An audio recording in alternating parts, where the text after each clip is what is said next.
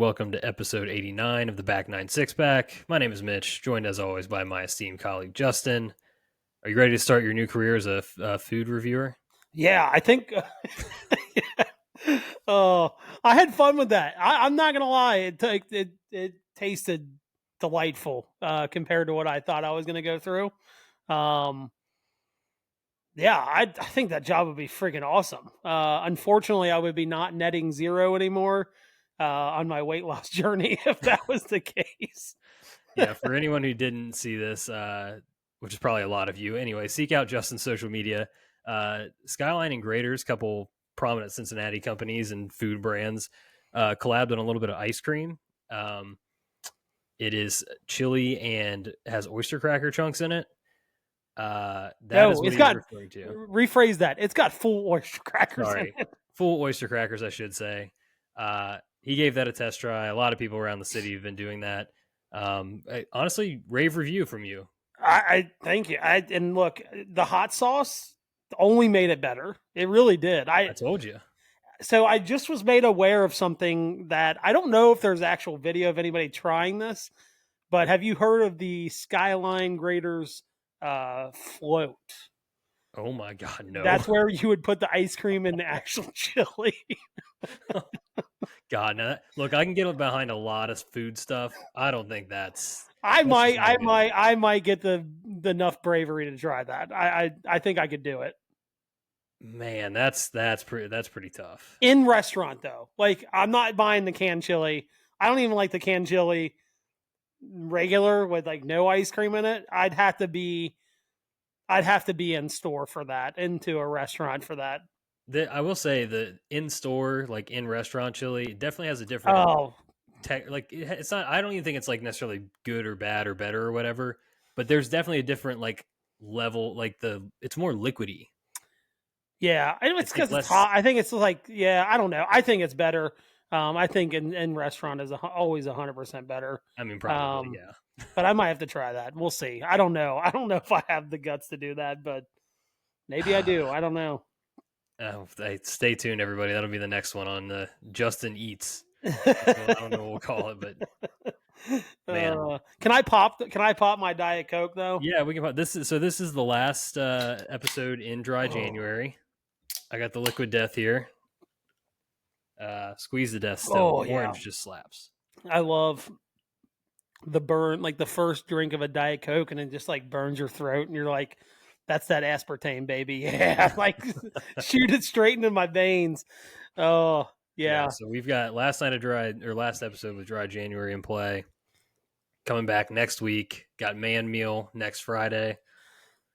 I think we're gonna get back to it in February. Yeah, I come off the bench on Saturday, straight into what we call Winterfest in my neighborhood. It's going to be interesting. I don't know how I feel about that being my first go around for an event like that, but we're going to kick it off right, I suppose.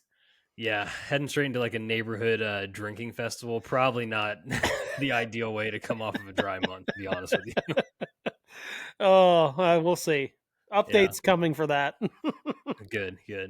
All right, if you were here, please subscribe, rate, and view the show. Smash the like button if you're watching on YouTube. Subscribe to the YouTube channel, too. That'd be great. We appreciate all that. And follow us on social media at Back96Pack. And last but not least, fan mail, always in the episode description. Click that link and shoot us a text message about whatever you're thinking about. Look, it's happened again. We can't avoid this conversation. We thoroughly covered the NFL season this year. I think probably multiple times throughout the season, and definitely heading into the playoffs, we said the worst case scenario would be a Chiefs-Eagles rematch in the Super Bowl, just in terms of storylines and what we wanted to see. We shouldn't have put that out there. I think we manifested that. That's on us. But I think this further proves that college football is better than the NFL. Ooh. Because here's why. Here's why. Because your team won a championship? No. Because in college football, the refs just suck. There's no bias. They're just not good, okay? In the NFL, they're biased. Like, let's just call it what it is. They're bad, but they're bad because they're biased. I can't believe that was not a first down. That just still hasn't sat well with me. But I will tell you this: my one takeaway from that game is if you are going to beat them, you have to go balls to the wall. You have to play aggressive. You have to play confident. And I don't think the Bills did either one of those. If we're being honest. Yeah, I mean, there's been a lot. I've read so much. I feel like I have so many takes, like just like jumbled in my brain around all this. But one that stood out to me was like they're like trying to run the tush push, but not running the actual tush push. Yeah, there's no one pushing him, so it kind of Yeah, defeats the purpose. and they basically they're just doing like a QB sneak with someone behind him for Off like the show. left guard every single time. Didn't even mix that up. Like it was just like they knew Yeah, exactly where he was going. 100%. And when you've got, I mean, I get it if that's a strong side of your line, but you're going against, Chris Jones and they see this on tape. Like you just can't continue to do the same thing to try to get that 1 yard. And the penalty thing again, like, I don't know. I've read so much and saw so many people trying to like push back on the whole idea that they've gotten an advantage from the officiating, all that stuff, which I think is just like bad faith sports arguments. Like you don't even have to really watch the games, just look at the box scores. But then when you watch the games, that's when the like egregiousness of it comes out, right? Yes. It's the situations that it happens in. It's the incomplete / intercepted / completed pass that That doesn't get was reviewed, but then and they that was run a incomplete. play. For the record, it was incomplete. It hit the ground. Right. And then Um, they run a play but then it's like, oh wait, he did challenge it. So then they essentially get another free down because they're going to return it. It's just like I just don't know how this stuff's happening, especially in like high leverage playoff situations where you've got 15 officials out on the field because they got extra people. They've got New York looking at everything. They can replay assist stuff. Like it's just unbelievable that it continues to happen. yeah. Well, and I will say, I guess on that as well is, what did that was their 17th one score win in a row. Yeah. And what I would tell you about that, and I'm not a math guy, and I will never pretend to be a math guy, but my dumb brain would tell me that is almost statistically impossible in the NFL. I probably just any sport in general, but in the NFL. So, what is the variable in that is causing something that's almost legitimately impossible to happen? You connect the dots. You know what I mean? So I don't know. It is. I get what you're saying. It's not like if it happens in the first quarter on the first drive, like a stupid holding call, like no one's gonna say anything. But it is. It's at the like most crucial times of most crucial games. And look, kudos to them because I've seen teams get good calls that do not take advantage of those good calls. They take advantage of a good call every single time. Every single Right. time. So there is that. Yeah, and then even like, but the thing that is so frustrating, like I said, is like it's the situations, and it's like when you watch it, it just feels so bad. Like there's no like that play we just talked about, right? The pass that was ruled a completion, whatever, maybe should have been, shouldn't have been. There was also a holding penalty on that play anyway that was incredibly ticky tack. Like it might Yeah. have even been not technically holding because it was within like the yardage, threshold, like that would have saved them anyway. Yeah. Well, If it let's hadn't not been forget picked up. about the double face mask that only got called on Buffalo. But the Kansas City guy was also grabbing his face mask. And by Yeah. the way, they scored like 2 plays later after that play. Yeah, it's just so tough. Like that's the thing. And it's like, Mahomes doing the stuff where he's baiting people. Kelsey's getting in people's faces, and like it would be a taunting penalty on any other player on Any any other other player. team. Any other player. And then he gets like lightly touched and he tries to like, flop essentially. It's Yeah, like, bro, you came over here talking shit. What are you doing? yeah. Yeah. But I'm gonna tell you this. I've seen enough videos from yesterday from the Eagles fans that I want that fan base to be miserable for the rest of their lives. And I'm leaning into it. I know it's going to be a three-peat and it's never been done. And do we really want that team to be the only team to ever do that? And the answer is yes, as long as Philadelphia fans are completely miserable the rest of their life. I am here for every bad call to go against Philadelphia 2 weeks from Sunday. Oh man. I mean, truly, it's a no-win situation for No, anyone. yeah, Like, I, I don't know. I'll be rooting purely for my own interest. I'll put it that way. yeah, you ever seen those maps where it's like who's rooting for who, like in the Yeah. Oh United yeah. States map? It was like a circle over Kansas City, a circle over Philadelphia, and then the rest of the map was gray and it said meteor. Yeah. It's like, and it's like you tag like just people probably being worn out because this was the Super Bowl 2 years ago with, you know, I know who Kendrick Lamar is. I would go to guess that I bet a lot of people probably don't know who Kendrick Lamar is. If they do, they maybe not have heard any of his music. I think it's a lackluster halftime show again, tagged with another matchup of a team that just a matchup that just happened 2 years ago. It's going to be interesting to see the Super Bowl TV ratings this year. Yeah. I mean, I feel like it's probably still going to smash no matter what. But Well, look for the Super Bowl though. It's like anything under like 110 million is a big fat loser. I mean, that's really what it comes down to. yeah, I mean, yeah, I don't have much to add there. I Pretty much, don't, it so does feel that the sentiment feels that way. so I think it's more for people that like really watch football, like you and I, that are Yeah. like, I don't have a ton of interest in this game, but like people are still going to have parties. They're still, it's like the casual football fans, like it's the Super Bowl. You got to watch the Super Bowl. It's like, no, I don't. If you've seen what I've seen, you don't have to. Yeah. I mean, I will say one other thing on this while we're talking about it. I've got my Ted Karras Cincy hat on right now. I saw a lot of Bengals fan takes out there about not wanting Josh Allen to win yesterday because they want to keep it that Joe Burrow is the only one that's beat him in the AFC Championship. That is god awful. Please stop. Yes, that is Thank just you. a terrible, terrible, terrible take. I mean, good Yeah. God. Like that literally matters to nobody. And the Bengals also lost that Super Bowl where they beat him, so it really didn't Yeah, matter. yeah, So exactly. look, as a Bengals fan, we got our own stuff to figure out, and we just need to get back there and give ourselves a chance. But like, I did text you guys during the game. I was like, this game is fun and all. I said it's fine, actually. I was like, but there's a distinct lack of Joe Burrow right now. I Which mean, what? Like, I think Josh Allen is incredible. I think he's a top 4 quarterback in the NFL. But just because he's top 4 doesn't mean he's in front of Joe Burrow. You know what I mean? So, yeah, I just when you watch those losses that he's had against Kansas City, you realize like he just lacks that like that killer instinct that you kind of get with Joe Burrow. You know what I mean? Like, I don't know. That's kind of that's not fair because he is a competitor. Josh Allen gives it all. I mean, like, yeah, he doesn't leave anything out there. He leaves it all on the field. But I guess it's just like that natural talent instinct, I guess, is what's kind of missing of like Joe can just make throws that Josh Allen probably can't. You know what I mean?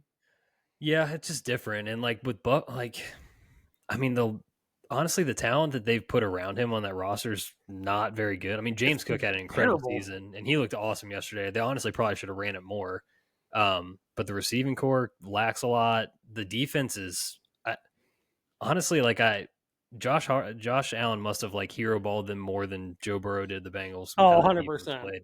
Yeah. I mean, you go in there and you put up 30 and you lose essentially.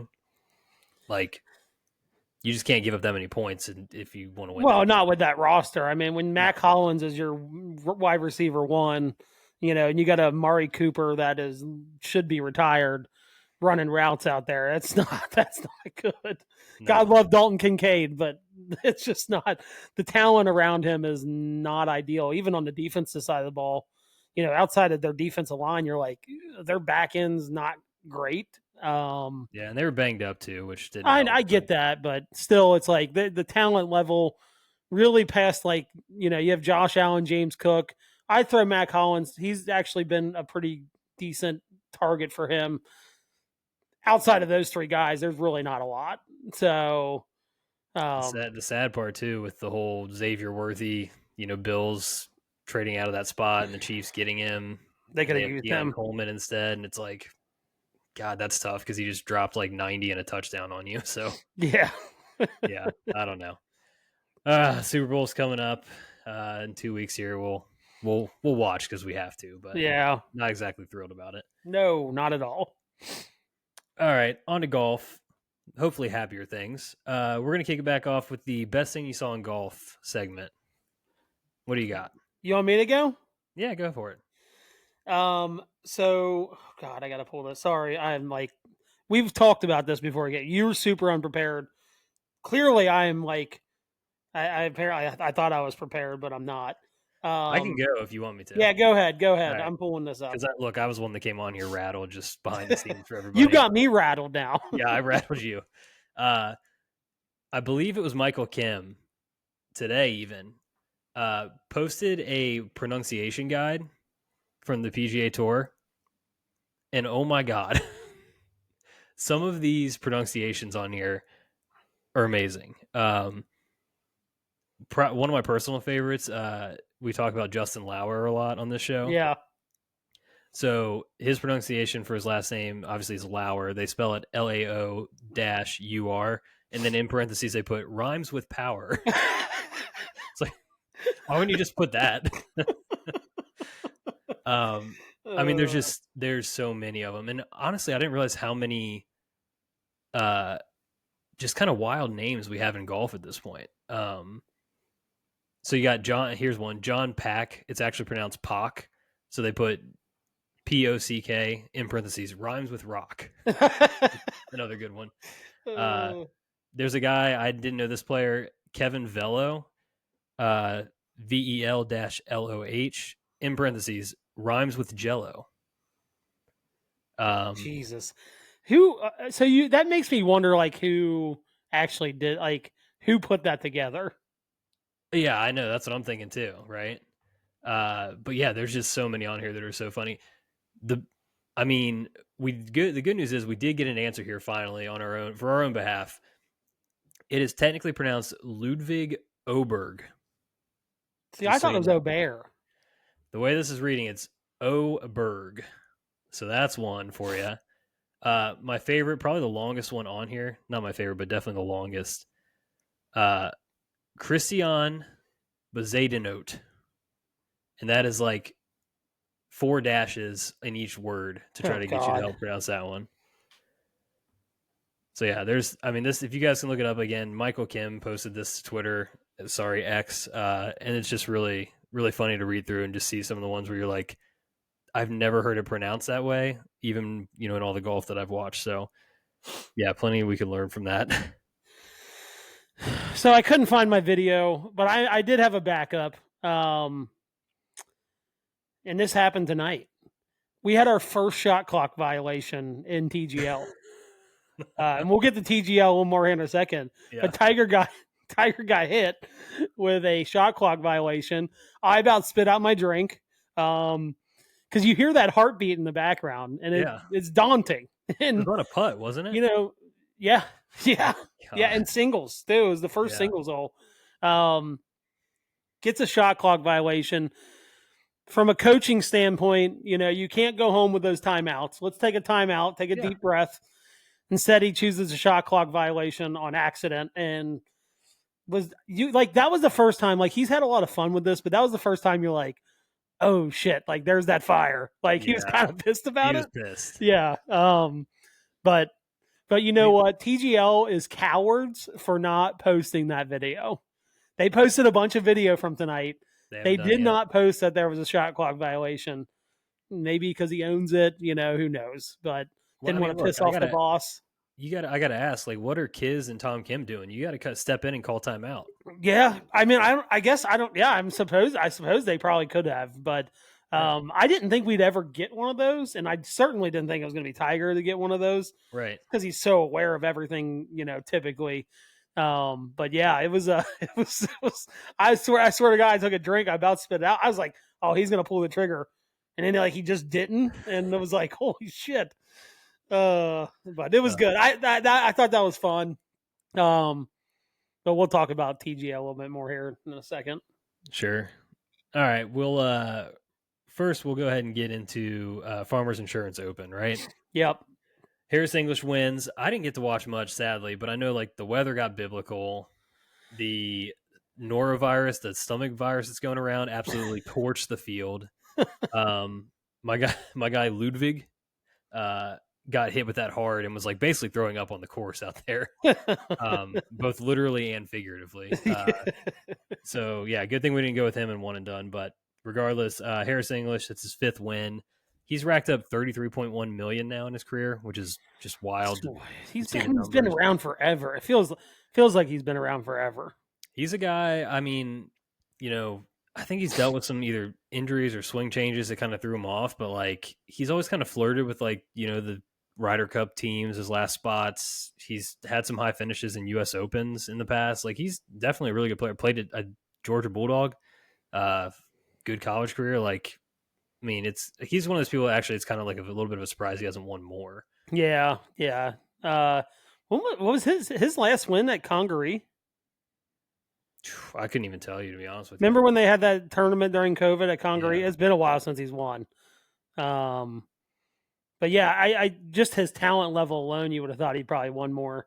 I accidentally called Hudson Swafford one year at the Memorial Harris English, so that's fun. But I mean, that's fair, honestly. What pissed me off about this tournament was them letting these guys go out there and just get absolutely shellacked on Thursday with weather. Or weather, what I mean by weather is wind. And then call them off the course at like 2:00. So all the early guys just got hammered with that wind. And I saw a percentage. I don't know if this is accurate, and maybe we can check it out later. But I saw it was like 53 or 54% of the early Thursday tee times missed the cut. Yeah, there's actually like a true, like you said, there's true waves to this tournament with how it shook out. Yes. And because they got hammered with the weather and then called it, and then guys went out I think they went out the next day without that wind, and it was like the later tee times pretty much played, to make the cut with little to no wind. And it sucks because those greens are not meant to roll that fast. That's part of the problem. Right. But in order so they don't just absolutely torch the course, especially the North course, they have to have them rolling and firm and all that. So you saw balls like oscillating and rolling off, people putting them down and they're just rolling. But it sucked. And that cost us our cut and our one and done. Steven Yeager was unfortunately on the bad wave of people and just got nuked on the North course somehow. That's the tough part, right? It was the people that started on the North course benefited because they got their scoring in on day one, and everybody struggled on day two. But people were getting I think the North course is a little more exposed. It is. Yeah. So people just got dusted out there. I was seeing the scores, and I was like, I could not believe some of them out there. Yeah, Thursday. Also, I think I sent this to you. Thursday. So the South course has played harder by like at least 2 shots for like the last 12 years. And Thursday was the first day ever in 12 years that the North course played. And it played like 2 shots harder than the South course did. Yeah. We just got unfair, unlucky for us. Yeah, it just sucks. Heading back to Harris English, if I'm reading this correctly, his last win was actually the 2021 Travelers, which was a 9-hole playoff with Kramer Hickok. Oh, I do remember that. Okay. Yeah. Okay. So that was the last time. So it had been quite a while for him. And so he won in 2020 and 2021. So he had back-to-back years with a victory. Yep. And then he won a couple back in 2013. So like you said, been around for a while. Maybe hasn't gotten it done to the extent you would think he would with, kind of his pedigree, but who knows? These guys, you stick around long enough, you catch another heater. And yeah, I mean, perfect example is Keegan Bradley, right? It's like, guy looked like he was just done, and then all of a sudden it's like, oh, get a win here, get a win there. That's crazy how that works. Right. Okay. I think that's pretty good on the Farmers. We'll get into one and done in a minute, but we did want to talk about, because a lot of the narrative early in the season here has been kind of pace of play. I think the leaders this week, it was like 5.5 hours to get that round in. I think it's sort of a little bit of a these are symptoms of the overall struggle of pro golf right now. The product just like kind of dying potentially. Kinda. Like the ratings have been so bad. Like TGL is drawing more than a PGA Tour Sunday right Yeah. now, Yep. which is insane to think about. I mean, I get it's new, but like still, uh, the pace of play again. Like you've got even like Dottie Peppers on course talking about how this is a legitimate problem and like they got to fix it. Yeah. Um, Colt Nost on Twitter today was like responding to a bunch of people like this is terrible, and he's defending their take like yeah it is, it's terrible, like it's unacceptable to a certain point. yeah, um this is one of those situations where like this has been a problem for a long time, obviously, but when you're in the position you're in now, like the PGA Tour has got to be more nimble. They have to be able to like experiment and fix things on the yep. fly, and just continuing to roll it out there like this. I mean, you're choosing to do nothing. Like you're putting your head in the sand and just assuming it's going to work out. And they've got a million fires on different fronts they're trying to fight right now anyway. Yeah. But like you got to be able to, like this is one where it's like you literally can fix this. Like you have control over this. Yeah. Well, I saw somebody was like, if Tiger can get a shot clock violation in TGL, they can give out fines for guys that are playing too slow. Like it's pretty simple. And I can tell you, yeah, the first one they might be like, oh well, it happened, whatever. I'll tell you that you get a second and third one, that's when guys are gonna be like, damn. I'm like now, yeah, I think it might actually be saving me money because I'm taking my time and now it's actually costing them money. It would change things very quickly. Yeah, I don't, I don't give credit to baseball enough, but baseball did the same thing. They were like, our games are lasting too long. How do we fix that? Oh, we put a pitch clock in, and now you can go to a baseball game and it's done in 2.5 hours. So I know it's a different sport, but like, there's got to be something they can do to get these guys playing in less than 5 hours. There's got to be something they can do to get it. It has to happen, or you're just gonna. That's my thing. I don't want to turn the TV on and sit there for 5 hours and watch 5.5 really, and watch these guys play. I just don't want to do it. Yeah. It's not fun. It's not fun when you play on a golf course and it takes that long, and it's not fun watching. So, I mean, there's just like, I feel like a lot of it could be probably combated a little bit with setup. Like, just slow the greens down. just a hair. Yeah, Like they the were way problem too is fast guys, this week. like guys are down there, they're marking 1.5 foot, 2 foot putts because they're rolling 13, 14 out of nowhere and it's windy. Like if it was just a little slower and people walk up, just tap them in. Yeah, Like yeah, that kind of thing. Like I cut the rough down a little bit more, like less looking for balls. I mean, I know that's not a huge problem on tour, but when people need a rolling because they think their ball's embedded and like all these other things that are happening, or there's it's like we saw in TGL tonight, little TIO action, right? You got yeah. people taking these massive line of sight drops, and Yep, there's just too much. It's like overruled in the wrong ways yep. right now. Yeah, they gotta. If I feel like if they can get it down to like a hair under 5 hours or right at 5 hours, it's tough because I don't think it can get any less than that. I really don't, and I could be wrong about that. But like I play in an amateur tournament and it takes 5 hours and 15 minutes. Well, there's amateur golfers out there, and there's probably some guy shooting 90 out there, right? Right. These guys aren't doing that, right? No. They're taking like very few shots. And so I think that's part of like the frustration when I look at it. It's like, how can amateur tournaments you can play in like 5:15 and you've got guys out there maybe even shooting 100, and you got pros out there that the highest score that day is going to be like 78, and we can't figure out how to play in less than 5. It just doesn't make any sense.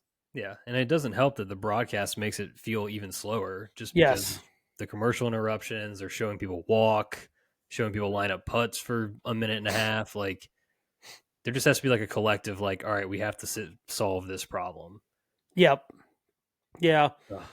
So I don't know what the solution is. There's people that get paid way more money than I do to figure that out, but they've got to figure something out, or these numbers are only going to get worse for viewership.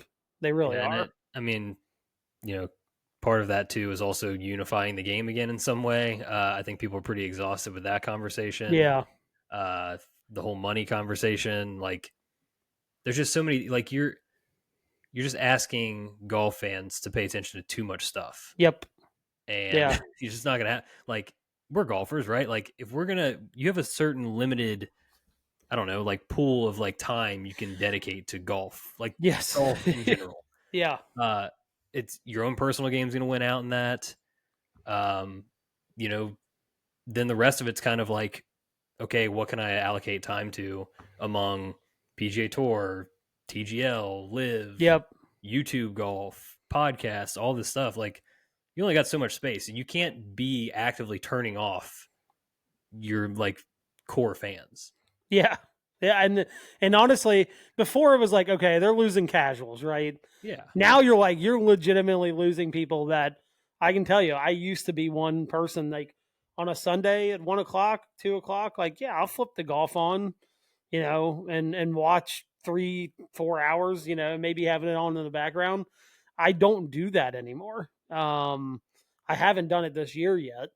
Um, but I don't know. Yeah, they're losing core fans now, and that's when it's going to get ugly, and it's going to get ugly fast.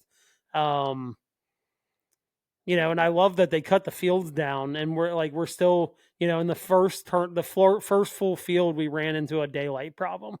You know what I right. mean? Like the whole point of cutting the fields down was to like keep that from happening, and it happened because it was slow play. So I don't know. It's frustrating to see. I'm at the point now, specifically right now, like how much I love college basketball. So like on a Saturday, like college basketball, golf, like I'll try to flip back and forth between the two of them. But if it's a game I want to see, I'm going to watch it. College basketball. Yeah, I don't know, but like now I'm at the point where I'm like I dedicate a lot of time to the majors, and then outside of that, it's whenever I can watch it. Yeah. Honestly, I think for me, kind of, there are some sports where it's like like watching it is the thing, right? Like Yeah. watching college football, watching like those, that's the main way that you take it in. Yes. There are other sports where it's like, I don't necessarily watch the games day to day, but like I'm listening to podcasts about it, or I'm watching YouTube videos that are covering it or whatever. Golf is kind of becoming that for me. Like, Yeah. I mean, I talk about No Laying Up a lot because I listen to a ton of their stuff, but like they're doing a whole bunch of stuff at AT&T this week at Pebble, and I bet you I watch and listen to more of their content than I watch of the actual golf tournament. Probably. Yeah, and I'm the same way. Like I take in stuff that more than I would actually probably going to watch the tournament this week. Yeah, it's becoming a sport where, like, I mean, I watch F1 and stuff too, but there are plenty of people that just watch Drive to Survive and they experience F1 that way. NBA, same thing. A lot of people just kind of follow along on Twitter and with Yep. podcasts and stuff. And golf is kind of heading that direction. And it's already a very niche audience to begin with. And it's just going to get smaller if that's the way that your sport's Yep. going. Yeah. Yeah. So, Yeah. I don't know. It's going to be interesting to see what they do. I think Unity would be a big start. Getting every big name back under one umbrella, playing in the same events.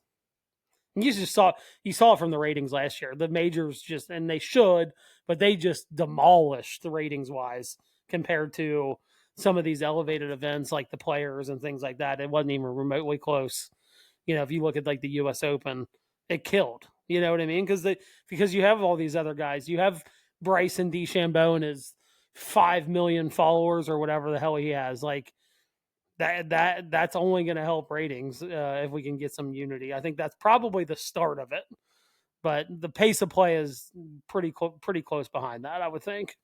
yeah. I mean, look, part of that's a good transition into the next thing I want to talk about. But like, it, they've just lost too many magnetic like personalities, Yeah. too many magnetic players, like people that make you go watch. Yep.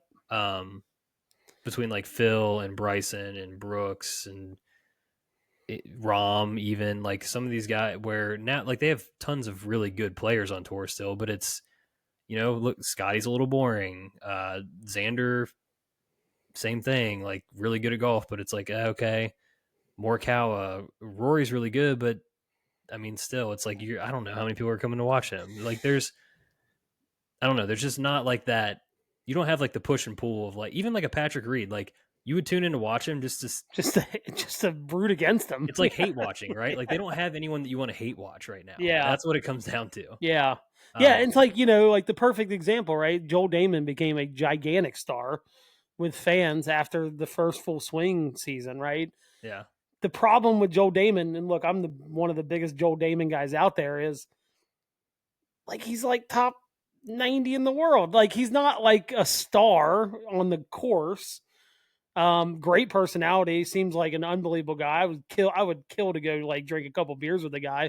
But like right now, like I don't even know how many majors he's qualified for. You know what I mean? Like I don't know what majors he's going to be in.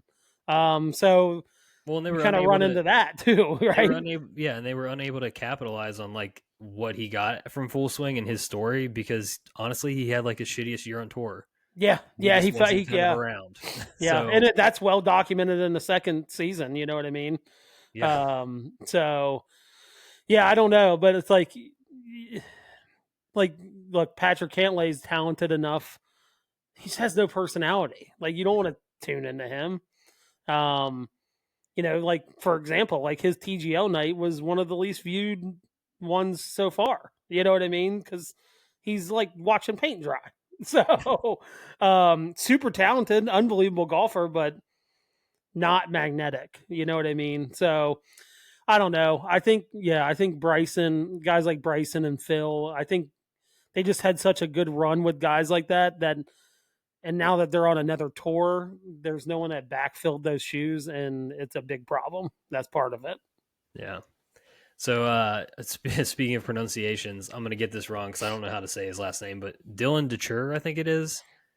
Uh, he posted a little like chart that I don't even know if he hand drew this thing or what, but it's pretty funny.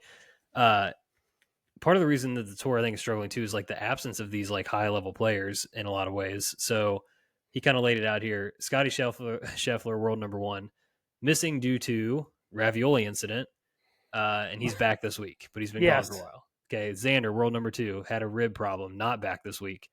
Rory was over in Europe and the Middle East. He's coming back this week finally. Colin Morikawa withdrew last week. He's been out with an illness. He's back. Hideki, world number five, which news to me. I didn't realize he was that high in the rankings right now. He's been around, but doesn't quite draw like all the other guys. Ludwig, been out there, technically played, but he was vomiting all over the course. He's back this week. Victor Hovland, world number nine, broke his toe, all around bad vibes. He's playing this week. Our king, our Lord and Savior, Jordan Spieth, wrist injury, back this week. Hell yeah. Let's go. And then the last one, but not least, he puts Tiger on the list, and he says he's missing due to it's been a lot, man. And he's back this week if you count TGL. So, yeah, just kind of like as we head into AT&T here, we get ready to do a one and done pick for that. A lot of question marks at the top of the board, as you can see by what I just read off. Do you have any opening thoughts on who we should take here? It's AT&T Pebble Beach Pro-Am, for the record. Well, okay. So first things first, when you said Colin's name, it brought up a crazy stat that I saw today. Didn't think it was true. Looked it up. It is 100% true. Colin has not won a tournament in 40 months. 40. Yeah. To give some clarification on how crazy that is, Nick Taylor has won twice in those 40 months. Oh, you don't want to look at this list. Yeah. There's a lot of other names on there. I'm like, holy crap. There's a lot of people that have won twice that you're like, that should never happen. Ever, ever, ever, ever, ever, ever. But when you said his name, I had to bring that up. Yeah, I think I'm gonna make a concerted effort to try to watch this week. So Jordan being back. I know people say Pebble could be overrated. I think the views are still unbelievable, and I need that in my life right now with our weather pattern here in the Midwest. I thought about the list and the guys coming back, and I'm like, look, I'm not touching anybody coming off an injury with a 10-foot pole, which leaves one guy. The guy you wanted last week. I think Ludwig is the guy to go with this week. Damn it. I don't hate it. It's tied. He came in second last year. He's the only one that's really of the guys you just named is consistently playing week in and week out. True. He's got some reps that the other guys probably do not.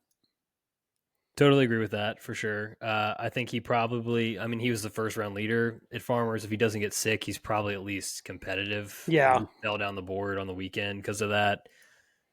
Yeah, I don't hate it. Um, there's kind of two ways I was thinking about this. We just take one of these guys that's been playing well, has a good history here, or do we like try to get tricky and like call a shot early on somebody, hoping that they're lower owned? I want nothing to after a miscut. Like if we had made some money last week, I'd say let's take a chance on a guy coming off an injury that probably a lot of people are thinking the same thing we are.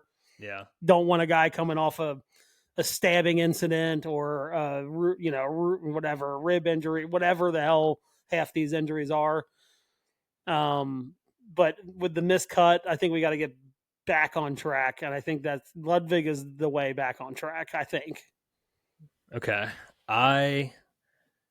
Do you think we will ever use Patrick Cantlay anywhere else? Well, I would have said Riv, but they're not playing at Riv this year. They're going back to Torrey. Yeah.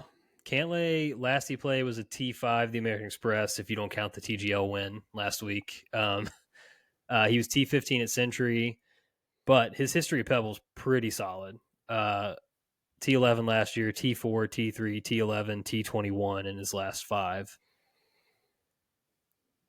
Hasn't won here, but has always been around. I don't know. It could be since we took Jaeger last, I don't hate that. I don't, you know what I mean. The other guy I want to debate with a little bit here too. JT's been playing good golf, and I feel like I've never gotten JT right in a one and done. I swear to God, I think I picked him like 3 straight years to win at Riv, and he came in second and third, like all of them.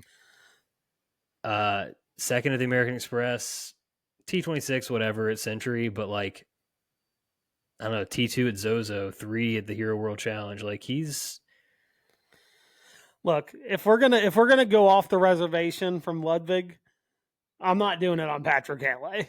Like I'm gonna ride or die with someone I like. So if we're going off the reservation a little bit, I would go with JT. Yeah, I'm scared of his game. He did finish T6 here last year. The only other time he's played here looks like was the U.S. Open in 2019. That was a T88, but that's a long time ago. Man, it makes me nervous, but like it feels like at some point this year we're gonna use JT. We probably should do it like when he's playing well and could. And I think he is playing well right now because the one thing with him is like when it falls off, and it takes a couple months to get back. So yeah. I feel like if we're gonna use him, we need to ride the heater. He's the bit of heater he's on right now. Does it are we being too cute in an elevated event? That's my question. No, I don't think that's like, it's funny. It's like the way he's played over the last 3 years, it seems cute, but he's still a top talent in golf. So. Oh God. I'm going to hate myself when Ludwig wins. Ludwig, sorry. Yeah. Don't forget the pronunciation. I don't know. That's my take on it. I mean, if we're gonna go away from the, I don't say sure thing, but like the most confident pick, I say we go with JT because I think Cantlay is going to be like if you're going to go, you can't go from Ludwig to Cantlay because they're both going to be taken by a lot of people. So if you're going to go and be cute, like at least pick somebody that not a lot of people are going to be picking. Do you have any worries that Ludwig's like going to have this lingering illness? So when you say like, I mean, I don't, if it's just like a stomach bug or whatever, I think he's probably far enough past it that he should be fine. But I mean, if you want to throw that in the pros and cons list, I would be okay with that. It is a con. I mean, we've all been there, right? Yeah. I think let's do it. Let's take Ludwig. Okay. I'm fine with that. My thing was like going from Ludwig to Cantlay just felt like a very lateral move. I'm like, you either got to go with Ludwig or if you're going to try to get cute with a pick, then you just need to take JT. Yeah, I think let's send it. He's playing well. He got sick. Like, I think let's use the big players in the big events. Yep. Like, we don't have to reach a little bit for somebody here. Yep. I'm good All with right. that. Ludwig Oberg, the official back nine six pack one and done pick of the week. I'm glad we're going to my guy right now. That's good. Makes me feel good. All right, quick touch on TGL here. Electric Night, according Oh to God, you. so good. Jupiter Lynx beats my Boston Common Golf. Just tough scene. I hate that. Goes to overtime, 4-3 win. Tiger shot clock. Tom Kim was out there doing stuff apparently. I hate this start for my squad. You Hate know, it. I will say a tough 12 months for the Boston sports fans out there. You know, you have one of the worst teams in the NFL. You have Boston Red Sox that are not doing a lot in free agency, and then you get Boston Common Golf get beat in overtime.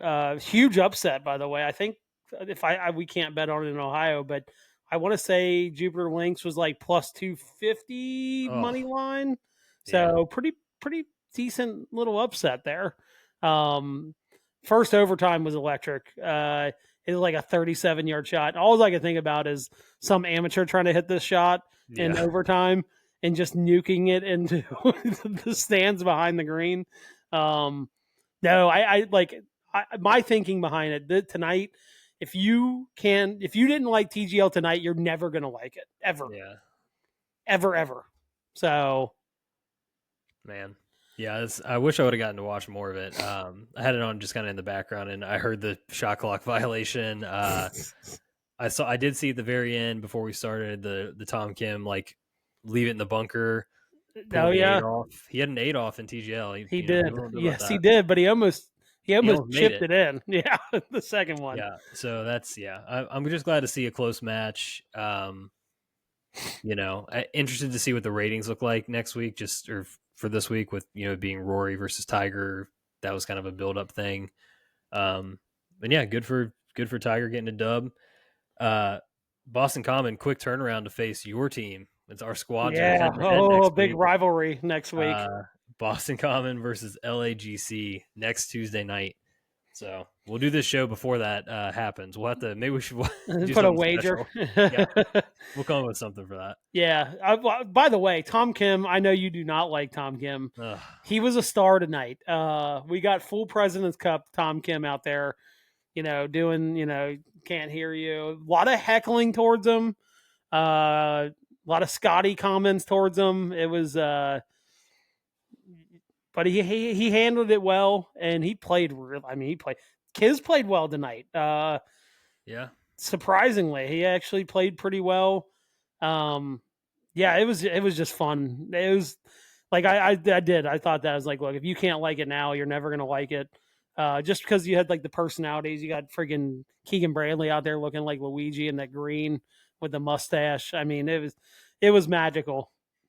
I think it's a big key to this is going to be like you got to have players that are wanting like that they really care, right? And like that has to come through. It can't be Yeah. like manufactured. And it seemed like all the guys who were out there tonight like really were being competitive and Oh, wanted to 100%. be there and all that. Yeah, tons of putts made. I mean, I think it was like over 160 feet of putts were made tonight. Like it was like good golf. It wasn't like a close match because they both sucked. Yeah. Like they were both making good shots. Tom Kim was at a hole in one tonight. That would have been awesome. But yeah, I agree with you. Like last week, the highlights I saw was like it's like looked like a couple guys are just like not interested in being out there at all. So yeah. I mean, like the whole New York Golf Club, like that squad just seems like so just like dead fish. Yeah, well, I mean that's what Cam Young will do to a team. Yeah, that's locker room cancer. So I do think there's like like you said, when you have if you don't like it tonight, I think you're probably not going to like it, and it is what it is. But yeah, when the guys are invested, I think that's what makes it fun. And it didn't feel last week like I mean you saw the clips of, like Billy Horschel doing the dirty, like some of this stuff felt forced. Yeah, too forced. Tonight didn't feel, from what I saw, it didn't feel forced. Like it felt like an actual competition, and there were some good one-liners, some good cutaways from Matt Berry to the guys. That it had a little more flow and it was a good match. So Yeah, you mean the Billy Ho, like the vibe, like giving off the vibes of like Dad, don't embarrass me at the dance, kind of vibes. yeah, Yeah. absolutely, absolutely. Then you got Patrick Cantley out there analyzing like the expected value of the hammer. Like, and by the way, there was no hammers thrown last week. I think there was like 5 or 6 today. It was awesome. yeah, they got to figure something out where that like comes into play more because like I mean Cantley was right with what he said. I saw the clip where he's like the expected value of it or whatever to have it No, versus not when you're leading. And I'm like, yeah, that makes sense. I yeah, get no it. one But cares, like, bro. No one cares. yeah, we need the vibe of like, you're out there. It's like hole 12. You're in a close match on a Saturday. The Yeah. back nine six packs in the cart, and you're pressing just to fucking press your buddy because you know he's Yeah, going to yeah, miss like that exactly. 5-footer. It doesn't Right? make any sense. It No. probably mathematically makes no sense, but you're doing it. Yeah. Yeah. It was so That's what funny you when they got an overtime tonight and some drunk guy in the background's like, throw the hammer. And then exactly. Matthew Berry had to explain like you can't throw the hammer in overtime. It was just funny because that's all you could hear is this guy's like, throw the hammer. It's like that's the vibe you need with the hammer when you can actually throw it, of course. It's just like reckless abandonment. Just throw it whenever you feel like it. Right. Yeah, that's what was awesome. I mean, they got their ass beat that first time, but Tiger dropping on the first hole when his first match. Yeah, that's what you need. Yep, exactly. All right, that's it for golf this week. We are on to fan mail. I know you got at least one. I got one your way. Yeah. Yeah, hold on. Let me This get is this about pulled up here. Yeah. So shout out to Michael Wade, friend of a friend, but I've gotten to know him over the last couple years. Coring Cardinal, by the way, just to throw that out there. So he tagged in on the most traumatic movie death. I forgot about this one. This was a show that I watched, and now that I know so Opie from Sons of Anarchy, that hit me hard when I watched that show. He actually said he couldn't watch the series anymore after that happened. Opie was he probably was my favorite character in that show. Yeah, that was a tough death to deal with. I just haven't seen that show in so long, but it was I thought it was a really good one. Have you ever seen Sons of Anarchy? No. It was the TV show. I knew it wasn't a movie. I would never ask if it was a movie, but no. That's the FX show, right? I think. Yeah, that was a good one. That. I'm glad. Appreciate him submitting that because I know there's still other ones that I'm forgetting. We just named a bunch of animals that died, so pretty much, yeah. Oh man! All right. Quick reminder, please, if you do want to send us any messages, click the link in the show description to send us some fan mail. That's always down there. And with that, we're on to the patio. Next week, we will have actual patio beers in front of us. Yes, God, I can't wait. Yeah, we need. It looks like it's going to warm up too. We might finally get this snow to melt. We're inching closer to patio weather. I'll kick us off. Didn't have a lot of time to think about this tonight. So this is a classic, like, let me just dig through the notes on my phone. Probably had something. Well, one that I think we've had similar questions to. But I think this is phrased a little differently, so I'm going to ask it anyway. Would you rather be able to see 15 minutes into the future or 150 years into the future? Man, that is God. Getting back to some psychoanalysis here, I think. I would probably say 150 years. And I guess I know that I would never, obviously, you're not going to see that, right? Like you personally, you're never going to make it that far. But like, I think obviously if you could like journal things like for your kids and your kids, your grandkids, your great grandkids. 15 minutes, just like, there's not a lot you could do with 15 minutes, right? Maybe that's more what I'm thinking of is like 15 minutes from now, what am I just like going to, like, if I'm from now, I'm like, oh, I'm going to be like laying down in bed. Like, you know what I mean? Like, I guess unless there's something like super traumatic about to happen. But yeah, I think 150 years, because I think if you could talk to anybody that's no longer here, they would be like, they probably wondered in the 1920s what like 2025 was going to be like, right? Right. And then you get in, you know, some of the stuff probably came to fruition, some of it didn't. But, you know, I think they would love to see, you know, that far in advance to what they're never going to be able to live through. I think that would be cool. Yeah, it's kind of really just like an instant gratification versus like the long game conversation, you know? Yeah. Uh Man, I could really see myself going either way on this one. I mean, the 15-minute thing, like to be able to kind of see the outcomes of like individual decisions and like things happening real time so you could actually apply that to your life, right? Like you could make better choices, you could, you know, prevent bad things from happening in certain situations, I suppose. Which would all be very applicable. But I'm kind of with you that like I think the sort of optimist and visionary in me would want to see 150 years in the future. Yes. Because if you can see that, then you can kind of see like where we are, like we, the collective we, and you know either help chart a course that maybe gets you there faster if it's where we should be going, or maybe prevent some things along the way that you know shouldn't be happening in the Can I, future. can I say something? And this is gonna make me look so bad. Sure. You know what? You know what my first train of thought went to? How can I use either one of these to gamble on sports? That's what I mean. The 15-minute thing is a big, you know, think about Like, live bets. You think about, it's so bad. It's so bad. That's exactly where my mind went. It is. I'm like, you know, the 15 minutes, like you could live bet something, you know, you go forward and you're like, all right, and then go back and make the bet. Like, I mean, that wouldn't be the worst thing in the world from a betting standpoint. yeah, this is like, I think a similar question. I think I saw this on like a Bussin' with the Boys, you know, segment or something where they were like, you wake up in like, you know, X year in the future or whatever. What's the first thing that you're Google searching? And I think Will had made the comment of like Nebraska national championship just to see like if they won one within that time frame. That's, Uh, so yeah, I don't know what that search would be for me either, but man, oh, I don't you know. know what? We might have to do some thinking on that question because I think that would be a really good one to answer. But I need time. So I do can't. I. I don't want to throw anything out there. I don't want to You waste get my. one. It is your first and only Google search. You Yeah, can't that's just what I'm saying. I don't yeah want anything to do with rushing that answer.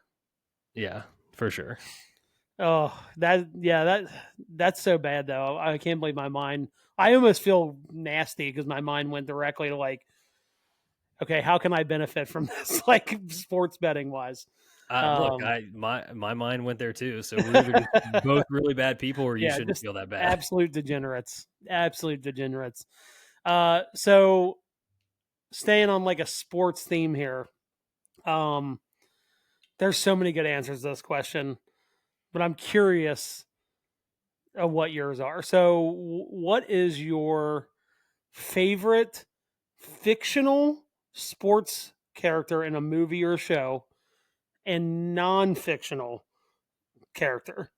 So maybe like someone that played an actual person in a sports story. Um, Man, really good. Um, Gosh, probably for fictional characters, like I get stuck on Caddyshack. I think it's probably my favorite golf movie, and like there's just something about Judge Smales that like will forever make me laugh. Like we I all can't. know a Judge Smales. That's the best part. Yeah, I just that character in that movie, like it's never not funny, and it will hold up for forever for me. So I think that's my answer for like a um, fictional character, non-fictional sports. So I'm trying to you're talking about like kind of like in biopics or whatever, like Yeah. Hmm. so real person that's portrayed in a movie or something.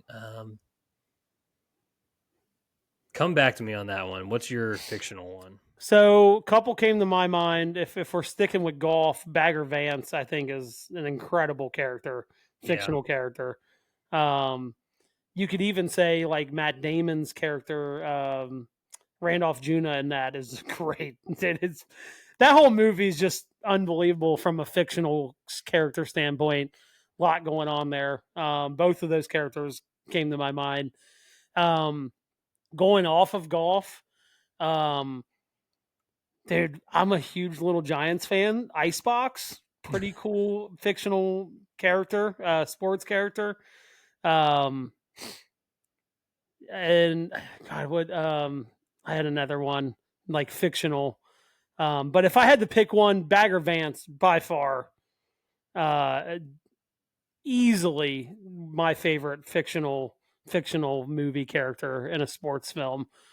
My nonfiction, Eddie the caddy from Greatest Game Ever Played, the story of Francis We Met. If we're sticking on golf, Eddie's a real person. He is, dude. The one-liners coming out of that guy in that entire movie, easy peasy lemon squeezy, like just unbelievable, unbelievable character in that story. And apparently he was like that. Like apparently he was just like smallest guy out there, biggest personality. Um, and then if we're going off golf for nonfiction, I've always like Gary Bertier from like Yeah, dude. I was just thinking, remember the yeah, Titans too. pretty good character. He changes his how he like in integration and all that. I think, and that's a real Yeah. person. Uh, Coach Yo's daughter in that is really good too. yeah, yeah, Good real character. person. By the way, yeah. Yeah. I'm trying to think. Nonfiction's always a little harder because there's some really bad ones out there too, like Oh yeah. nonfiction. But Gary Bertier was like the one. Petey is also not to stay on like that movie, but Petey in that movie is great. It's a very. Um, I don't know if it's underrated, but it's like just a really good movie. yeah, yeah. Um, I don't know. Do you have a nonfiction one that you can Uh, think of? I mean, I'm struggling. I mean, the fiction ones are so much easier to think of, like Ricky Vaughn in Major League. Yeah. Pretty Oh electric. God, so good, so Uh, good.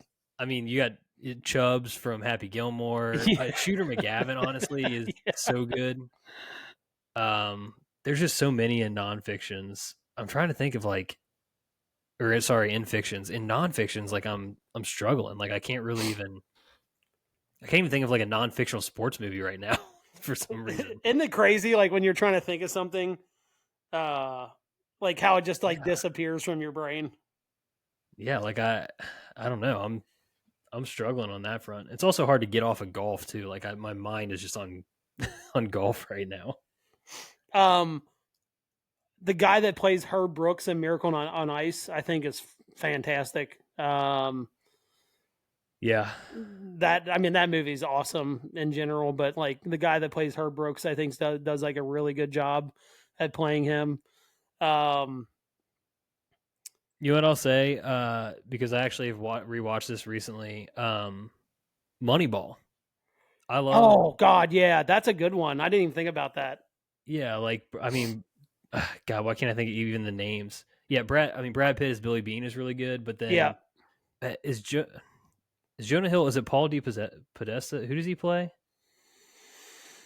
So I think he plays a fictional. He is like portrayed as somebody, but I think it's like a fictional in that movie. I don't think it's like. No, I think it's actually a Is person. it? I Yeah, I'm don't pretty know. Hold sure. on. Let me look it up for you. I'm trying to look it up too. It's really good radio by us. Yeah. Well, while you're doing that, uh, so I think like Kevin Costner in Field of Dreams. I think that's a really good, like sports, Mm. not like sports fiction. Um, staying on baseball. Baseball's got a lot of good ones. Um, Yeah, baseball's got some Sandlot really has like 9 of them. Like it's yeah. Squints. Like there's so many good or fictional characters in that movie. Um, So yeah, Jonah Hill plays a character called Peter Brand. You're right. He's partially based on Paul D. Podesta. yes. Yeah. Okay. I was like, I knew it was like that part is real. Like his sidekick or whatever that he pulls out of a cubicle, but Yeah. I knew that it wasn't like the real person, right? Like that they were portraying. So I guess that could fit in fictional.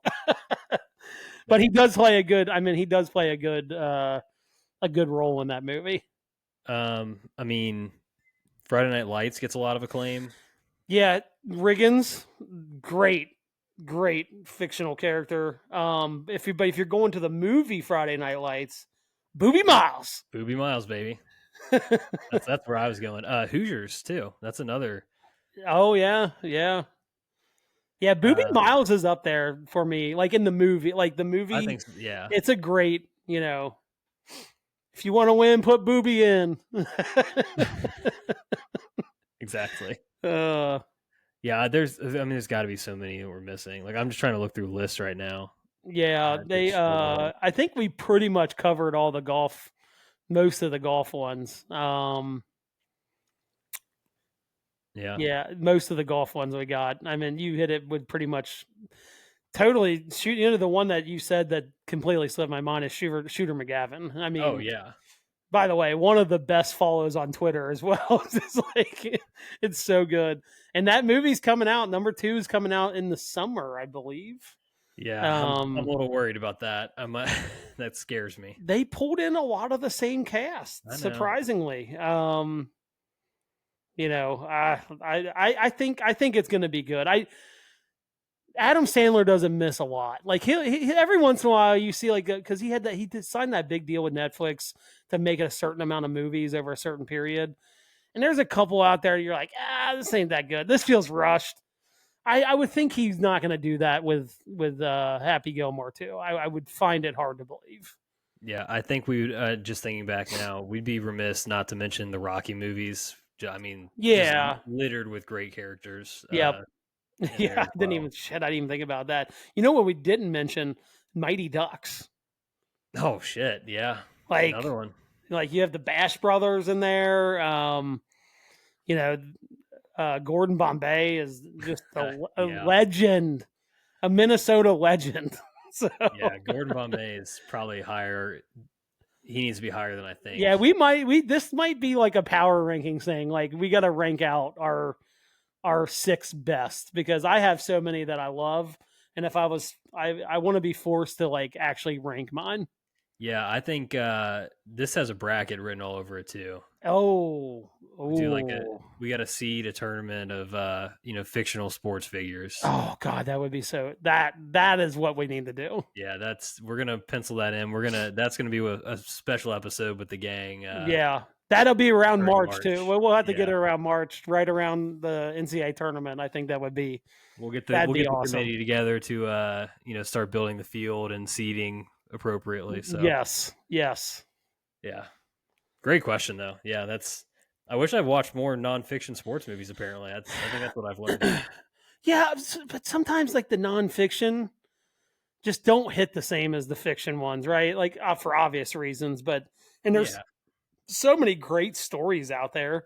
Um, and I didn't even mention like one of my favorite ones is like the story of Bobby Jones. Like, I think it's called like is it like Swing of Genius or something like that. But I mean, it's got Walter Hagen in it and stuff like that. So that's a pretty good one. But yeah, there's not. I mean, for obvious reasons, the fiction ones are really good because they're not real people. But yeah. I mean, plus the sports like in general is the nonfiction movie version of you know what I mean. Like yeah, so exactly. it's always weird when you got actors playing real people in those scenarios. It's I don't know. Yeah. But all right, good question to end on there. I think that's it. That'll do it for this week on the Back Nine Six Pack, episode 89 in the books. Please, if you're still here and you have not already, subscribe, rate, review, like the show. Follow us on social media at Back Nine Six Pack, and definitely hit us up on the fan mail. Always in the show description. Just click that link. Until next time, cheers. See ya.